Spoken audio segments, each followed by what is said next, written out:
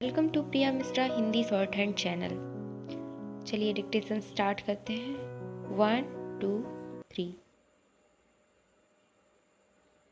अध्यक्ष महोदय, आपने इस बिल पर बोलने का जो मुझे मौका दिया है उसके लिए मैं आपको धन्यवाद देता हूँ। इस सदन के बहुत से सदस्यों ने इस विषय पर अपने विचार व्यक्त किए हैं, लेकिन मैं वित्त मंत्री महोदय का ध्यान इस देश की आम जनता की ओर खींचना चाहता हूँ। जब यह बजट वित्त मंत्री जी के सदन में पेश किया तथा उसकी चर्चा समाचार पत्रों, रेडियो और यहाँ सदन में हुई, तब देश की जनता को इस बजट के विषय में जानकारी मिली। इस बजट के विषय में जब आम जनता ने सुना तो उसे बड़ी निराशा हुई। उसने समझा कि इस बजट से हमारे देश की अर्थव्यवस्था स्थिर नहीं रह पाएगी। इस बजट को देखकर देश के सारे किसान और मज़दूर दुखी हैं। किसानों के लिए बहुत सी बातें कही गई हैं।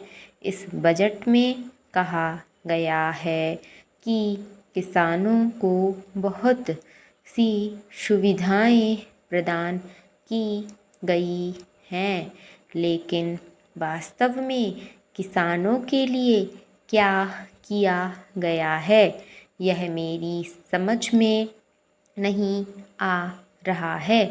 किसानों को खाद पर बहुत ही कम राहत दी गई है। इस राहत को हम बहुत बड़ी सुविधा नहीं कह सकते हैं। खाद की थोड़ी सी कीमत कम कर देने से किसान का कुछ भी लाभ होने वाला नहीं है। किसान खेत में रात दिन काम करता है, अपना पसीना बहाता है, लेकिन उसके बदले में उसे उतना नहीं मिल पाता है जितना उसे मिलना चाहिए। महोदय, मैं इस बजट का समर्थन तो नहीं करता, लेकिन यह अवश्य कहना चाहता हूँ कि देश की स्वतंत्रता को मजबूत रखने के लिए देश के किसानों को विकास की ओर सरकार का ध्यान जाना चाहिए। यदि किसान आप अपने खेत में अनाज पैदा नहीं करेगा तो देश की करोड़ों जनता भूखों मर जाएगी। किसान ही इस देश का प्रमुख नागरिक है। आज कहा जा रहा है कि यह जो बजट पेश किया गया है इसमें गांवों की ओर अधिक ध्यान दिया गया है, लेकिन मैं कहना चाहता हूँ कि सरकार को गांवों की ओर जितना ध्यान देना चाहिए था उतना इस बजट में नहीं दिया गया है। बैंकों से जो ऋण दिया जाता है वह गरीब किसान को कम और उद्योगपतियों को अधिक दिया जाता है।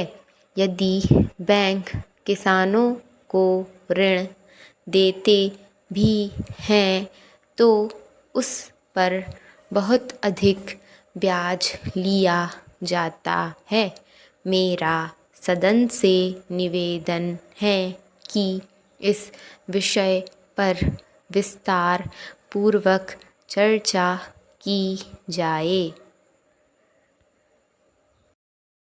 अगर आपको ये डिक्टेशन हेल्पफुल लगती है तो कृपया लाइक, शेयर, सब्सक्राइब करें।